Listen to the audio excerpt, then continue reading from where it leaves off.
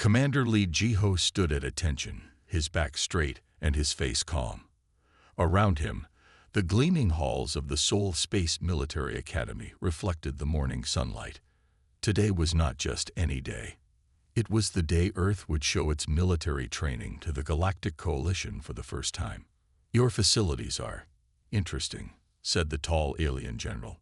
His purple skin wrinkled as he looked down at the human commander.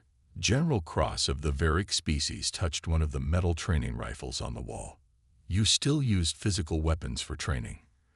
Lee kept his face neutral, but his chest tightened. "Yes, General. We believe in mastering the basics before moving to advanced technology." The alien general laughed. His voice echoed through the hallway, making several cadets turn their heads. "Basics. The rest of the galaxy moved past such things centuries ago. Your people are like children playing with toys." Lee led the alien delegation through the Academy's main training area. Young cadets were practicing hand-to-hand combat on blue mats. Others were running obstacle courses or practicing with basic rifles. "This is Cadet Kim Na-young, one of our top students," Lee said, pointing to a young woman who was helping another cadet with combat moves. She bowed respectfully to the visitors. The alien officials whispered among themselves. One of them, a green-skinned diplomat, didn't even try to hide his smile. "How do you expect to join galactic warfare with such primitive methods?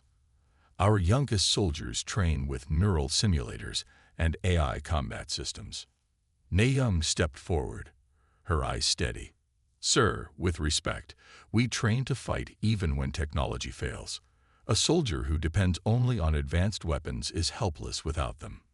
General Cross turned to her sharply. Bold words from someone who has never seen real combat. "Your Earth has been at peace for decades. What do you know of war?"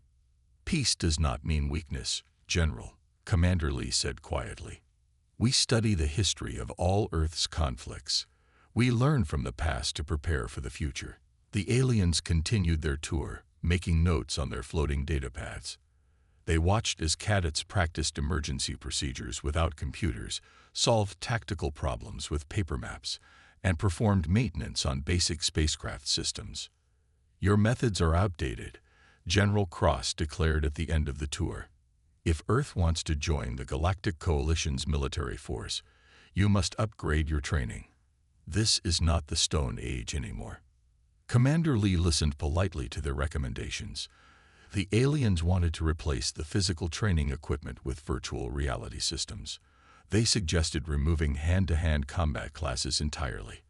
According to them, nobody in modern space warfare ever fought hand-to-hand anymore. After the alien delegation left, Lee found Cadet Na-young in the training room. She was still practicing, her movements precise and controlled. "They think we're backwards," she said, stopping to wipe her face with a towel. Lee nodded. "They do. But remember this, Na-young. There's a reason Earth's military academies still teach the old ways alongside the new. Technology can fail. Weapons can break. But a well-trained soldier can adapt and survive. Do you think we'll ever earn their respect, sir?" Lee looked out the window at the setting sun. The first stars were becoming visible in the darkening sky. Somewhere up there, the alien ships were probably still laughing about Earth's primitive military academy. "Respect isn't given, cadet," he said firmly. "It's earned. Keep training. Our time will come." Neither of them knew how soon that time would arrive, or how the aliens' laughter would turn to silence when it did. The joint training exercise was about to begin. Cadet Kim Na-young stood with her fellow Earth cadets in the Academy's main simulation chamber. Across the room, the alien cadets prepared their neural interface devices. "Remember your training," Commander Lee told his students quietly. "Show them what Earth's cadets can do."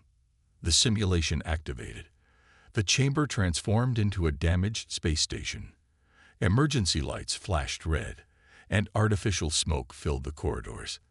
The mission was simple: secure the station and rescue survivors. Na-young led her team, Park Ta-won and Choi Mi-rae, through the dark corridors. They moved silently, using hand signals instead of radio communications, The alien cadets had laughed at these primitive signals during briefing. Now, in the darkness, Na-Young's team moved like shadows while the alien cadets' radio chatter gave away their positions. "This is ridiculous," one of the Varric cadets complained loudly. "My neural interface is showing interference. How are we supposed to fight without proper data feeds?" Na-Young's team found their first objective, a sealed door with survivors behind it. While the alien team on the other side of the station was still trying to hack the electronic locks with their advanced tools, Park Ta-1 simply located the manual release lever hidden behind a panel. "Impossible," General Cross muttered from the observation room. "They're completing objectives without any technological assistance." The Earth cadets moved deeper into the station. They encountered simulated enemies, pirates who had taken control of parts of the station. While the alien cadets engaged in long-range firefights with advanced energy weapons, Na-Young's team used the station's architecture to their advantage. They climbed through maintenance shafts, used the darkness as cover, and surprised their opponents with quick, decisive actions. "Their tactics make no sense," one alien observer said. "They're fighting like their ancient armies did in Earth's forests and mountains." Commander Lee smiled slightly. "The principles of warfare don't change, even in space. Cover, concealment, surprise. These things mattered 1,000 years ago, and they matter now." The simulation reached its peak when the main power failed completely. The alien cadets froze, their neural interfaces and advanced weapons suddenly useless. But Na-Young's team continued as if nothing had changed. They had trained for this. "This is unrealistic," General Cross protested. "Modern warfare doesn't happen in these conditions." "Doesn't it?" Commander Lee asked quietly. "How many ships have been lost because their advanced systems failed at the wrong moment? How many soldiers have died because they relied too much on technology?" The simulation ended with the Earth cadets completing all objectives while the alien team struggled without their technology. Na-Young's team had rescued all survivors, secured the station, and neutralized all threats. In the debriefing room, General Cross paced back and forth. "You were lucky," he told Na-Young. "In real combat, things are different." "With respect, sir," Na-Young replied, "we weren't lucky. We were prepared. Every tool can fail. Every system can break. But if we train for those moments, we're never helpless." The general stared at her for a long moment. Something flickered in his eyes, not quite respect, but perhaps the first seed of doubt about his assumptions. Later that evening, Commander Lee found Na-Young in the physical training room again. She was practicing with a basic rifle, her movements smooth and precise. "They still think we're primitive," she said. "Let them think what they want," Lee replied. "Sometimes the greatest strength lies in being underestimated." Neither of them could have known that very soon their preparedness would be tested in ways no simulation could match. The real challenge was approaching, and it would prove that sometimes the old ways were the best ways. The warning alarms started at midnight. Commander Lee was reviewing training reports in his office when the first red lights began flashing. On his desk, the emergency screen lit up with urgent messages. "Commander," a voice called through the intercom. "Unidentified ships just appeared near the orbital station. They're not responding to hails." Lee rushed to the command center. The large screen showed 5 unknown vessels approaching the Academy's orbital station. The Varric protection fleet was already moving to intercept them. "Status report," Lee demanded. "Sir, the ships match the profile of Nexus raiders," an operator said. "They've disabled their identification beacons. The Varric fleet is engaging them now." In the orbital station above Earth, Cadet Kim Na-Young watched through the observation window as energy beams crossed the darkness of space. She and 50 other cadets were completing their week of orbital training. Both human and alien students trained together on the station, learning about space operations. "This is not a drill," the station's AI announced. "All personnel report to secure locations immediately." Na-Young looked at her fellow cadets. Park Ta-1 was already checking the manual door controls. while Choi Mirai gathered emergency supplies. The alien cadets rushed to activate their neural combat interfaces.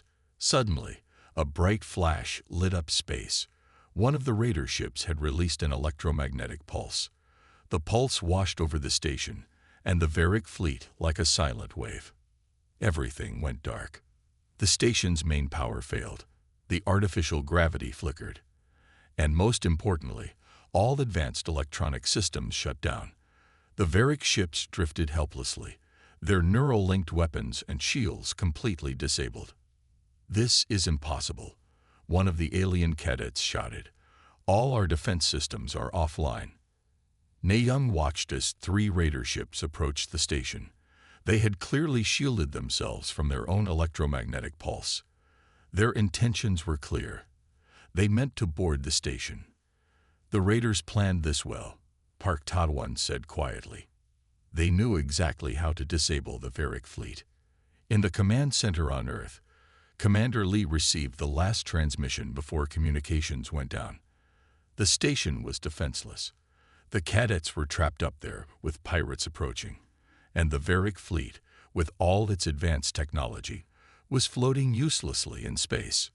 "Sir," an operator said, "we still have basic radio contact with the station. Old technology, but it still works after the pulse." Lee grabbed the radio microphone. "Orbital station, this is Commander Lee. Status report." Through the static, Na-young's voice came clear. "Commander, this is Cadet Kim. We're switching to emergency protocols. All advanced systems are down, but we still have manual controls. The raiders will reach us in 20 minutes. "Understood, Cadet. Help is on the way. But until then, sir, we'll defend the station, just like we trained." Lee looked at the Varric general, who stood helplessly watching his disabled fleet on the screens. The alien officer's face showed fear, but also confusion. "Your cadets," General Cross said slowly. "They can still fight." "They can always fight," Lee replied. "With technology or without it. That's what we've been trying to tell you." Above Earth, Na-young gathered the human cadets. They collected the basic weapons from the emergency lockers, simple projectile guns that still worked without power. They knew the station's layout by heart, had practiced manual operations countless times. "The raiders think we're helpless," she told her fellow cadets. "They think that without advanced technology, we can't defend ourselves." She checked her weapon, just as she had done thousands of times in training. "Let's show them how wrong they are." The alien cadets watched in surprise as the humans moved with purpose and confidence, even in the darkness. Perhaps now they would understand why Earth's primitive training methods still had value. The raiders were coming, but in the darkness of the disabled station, silence could be a weapon, and no one knew silent warfare better than Earth's cadets. In the dim emergency lighting of the orbital station, Cadet Kim Na-young gathered her team in the main security hub. She spread out a paper map of the station on a table, something the alien cadets had mocked during their training days. Now, with all electronic systems down, that simple paper map was their most valuable tool. "The raiders will try to enter through 3 points," Na-young explained, pointing to the map. "The main airlock, the cargo bay, and the emergency docking port. We need to defend all 3. Park Ta-won checked the manual pressure gauges near the walls. "The emergency systems are holding. We have atmosphere and minimal gravity. Basic life support is still working because it runs on separate backup power." The alien cadets huddled in a corner, their neural interfaces now useless pieces of metal on their heads. One of them, a young Varric named Krell, stepped forward. "How can we help?" he asked quietly. "Without our combat systems, we don't know what to do." Na-young looked at him with understanding. "You can fight without computers telling you how. We'll show you." She divided the cadets into 3 groups. Each group would defend 1 entry point. She taught the alien cadets basic hand signals and showed them how to use simple projectile weapons. Some of them had never held a non-energy weapon before. Through the station's thick windows, they could see the raider ships approaching. Their black hulls reflected no light, making them look like moving shadows against the stars. The disabled Varric fleet drifted helplessly nearby. Commander Lee's voice crackled through the emergency radio. "Cadet Kim, reinforcements are 3 hours away. You need to hold the station until then." "Understood, sir," Ne-Young replied. "We're ready." In the docking bay, Choi Mi-rae positioned her team behind cargo containers. She showed the alien cadets how to create defensive positions using simple objects. "Remember," she whispered, "you don't need advanced targeting systems. Trust your eyes and your instincts." The first impact shook the station. The raiders were forcing their way through the airlocks. In the security hub, Ne-Young watched through manual periscopes as the first group of pirates entered through the main airlock. The raiders moved confidently, their advanced weapons ready. They expected to find helpless victims, disabled by their electromagnetic pulse, just like the Varric fleet. Instead, they found silence. "Section 1, ready," whispered Park Ta-1 through the emergency radio. "Section 2, ready," came Choi Mi-rae's response. Ne-Young took a deep breath. "All teams, remember your training. We have the advantage. We know this station. We've practiced for this. They haven't." The raiders split into groups, moving deeper into the station. They checked their scanners repeatedly, confused by the lack of resistance. But their scanners couldn't detect manually operated weapons. They couldn't warn of dangers that used no power. A young alien cadet named Trill watched in amazement as the human cadets moved silently through the shadows. These were the same humans who had been mocked for their primitive training. Now, in the darkness of a powerless station, that training was their greatest strength. "The raiders expect us to be helpless," Ne-Young told her team. "They think that without advanced technology, we can't fight back. Let's prove them wrong. Let's show them what Earth's cadets can do." The first team of raiders approached Ne-Young's position. In the darkness, they never saw the simple tripwire that Park Ta-1 had stretched across the corridor. They never expected such a basic trap. The time for silence was ending. The time for action had come. The first group of raiders discovered too late that they had walked into a trap. As they stumbled over Park Ta-1's tripwire, metal containers crashed down from above. The noise echoed through the dark corridor, but the confusion that followed was silent. Ne-Young's team moved like shadows. They had practiced these moves hundreds of times in the Academy's darkened training rooms. The raiders, with their advanced armor and weapons, never expected to be attacked with simple hand-to-hand combat techniques. "Section 1, cleared," Park Ta-1 whispered into his radio. 2 raiders lay unconscious, their expensive weapons now useless beside them. In the cargo bay, Choi Mi-rae's team faced a larger group of raiders. The pirates carried scanning equipment, searching for energy signatures. But they found none. The human cadets used no powered weapons, no electronic devices. They were invisible to the scanners. "I don't understand," one raider said loudly. "The station should be defenseless. Where is everyone?" His answer came in the form of a simple metal rod that struck his legs, making him fall. The human cadets had removed these rods from the maintenance panels. In the low gravity, these simple weapons were perfect for silent takedowns. The alien cadets watched and learned quickly. Trill, who had never fought without his neural interface before, found that his natural strength and agility were enough. He didn't need computers to tell him how to fight. Like this, Choi Mi-rae showed him, demonstrating a simple disarming technique. Use their weight against them. The low gravity makes it easier. Commander Lee listened to the brief radio reports from his command center on Earth. The Varric general stood beside him, watching in disbelief as the human cadets systematically cleared the station of raiders. "This is impossible," General Cross muttered. "They're fighting elite pirates with nothing but basic weapons and training." "No, General," Lee corrected him. "They're fighting with everything we taught them. Every lesson about adapting, about using their environment, about thinking beyond technology." In the station's central corridor, Ne-Young's team prepared for the largest group of raiders. These pirates had realized something was wrong.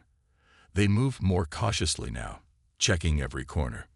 "Remember the maze exercise?" Nay Young whispered to her team. They had practiced this scenario countless times in the Academy's training maze. The station's corridors were not so different. The Raiders' leader raised his hand, signaling his team to stop. In the darkness, he thought he heard something. But the sound of boots on metal came from multiple directions. The human cadets had learned how to use the station's acoustics to confuse their enemies. "They're just students," the Raider leader growled. "Find them." But the students had become hunters. From above, below, and both sides, the cadets struck. Their movements were coordinated through hand signals and practiced timing. No radio communication was needed. In the security hub, an alien cadet watched the simple mechanical pressure gauges. "More raiders are preparing to board," he reported. "At least 20 more." Nay Young nodded. "Let them come. We'll show them why Earth still teaches the old ways of fighting. Sometimes, the best technology is no technology at all." Through the station's windows, Earth glowed blue and peaceful.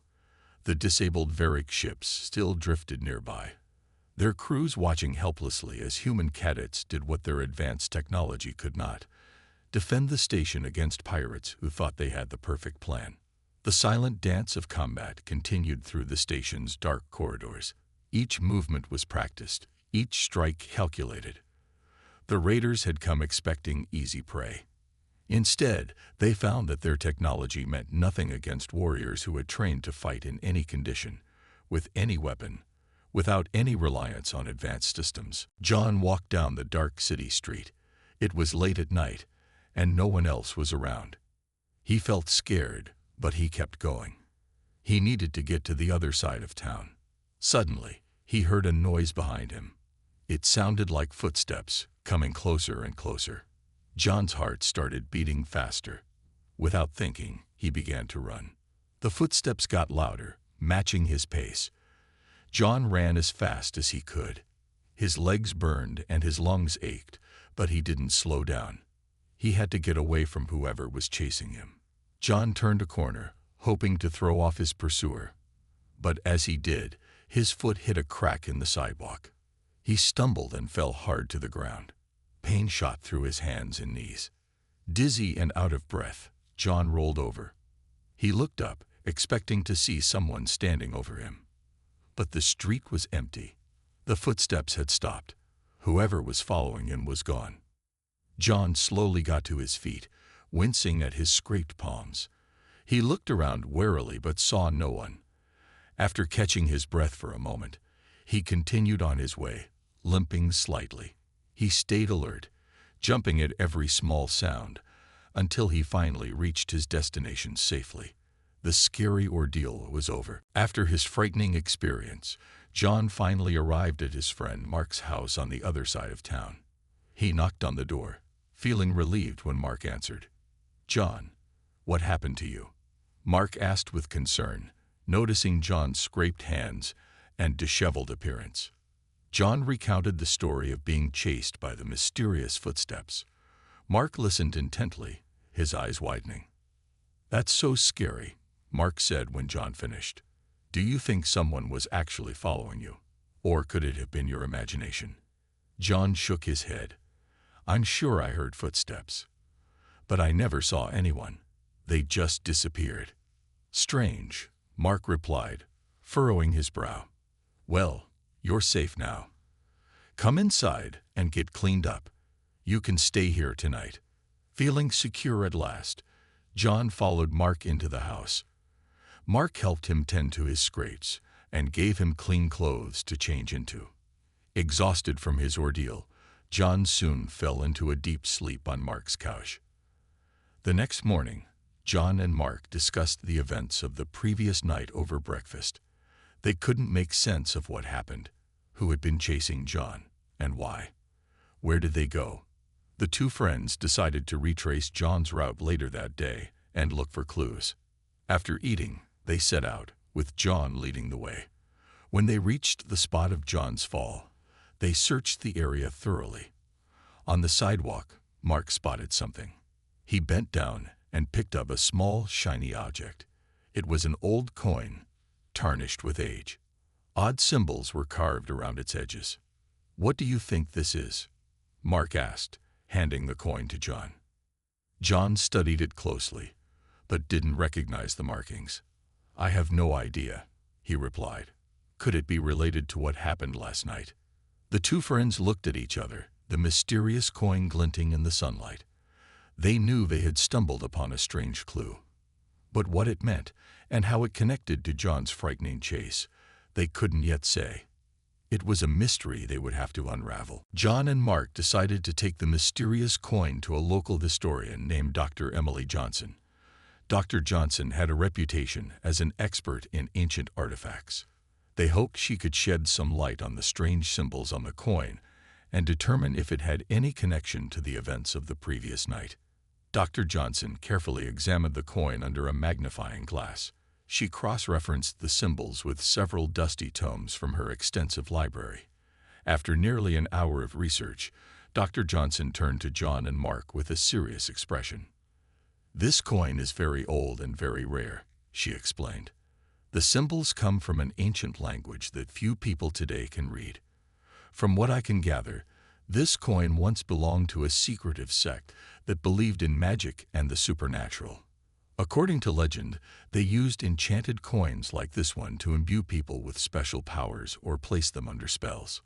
John and Mark exchanged shocked looks. They struggled to believe what they were hearing, but they could not deny the evidence of the strange coin or John's frightening experience. Dr. Johnson continued, "I cannot say for certain, but it's possible that someone placed this coin on the street intentionally, knowing that an unsuspecting person like yourself would pick it up. By doing so, they may have marked you or placed you under some kind of enchantment." John shuddered at the thought. "Is there any way to undo it?" he asked. "I don't want to be under a spell or cursed by some ancient magic." "I will have to do more research," Dr. Johnson replied. "This is uncharted territory. But I promise I will do everything I can to help you get to the bottom of this and free you from any spells or enchantments. Leave the coin with me for now. I will contact you as soon as I learn more." With that, John and Mark left Dr. Johnson's office, their minds spinning with the implications of what they had learned. The simple mugging John had feared now seemed far more complex and frightening. Dark, ancient forces could be at work. They could only wait and hope that Dr. Johnson would uncover the information needed to keep John safe and break any spells he might be under.